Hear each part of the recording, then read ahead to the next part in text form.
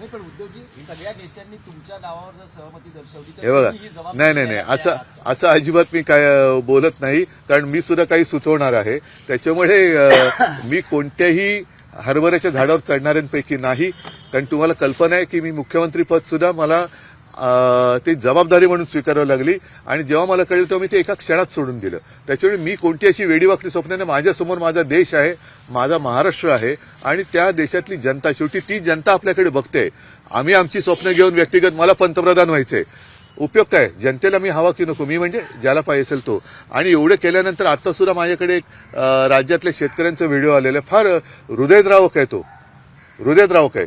गेल्या महिन्यात माझ्याकडे हिंगोलीतले शेतकरी आले होते, त्यांनी तर स्वतःचे अवयव विकायला काढलेत. म्हणजे अशी परिस्थिती असताना जर आम्ही मूर्खासारखे एखाद्या भ्रमात राहणार असू तर आम्ही देशाचे शासन करते म्हणून नालायक ठरू.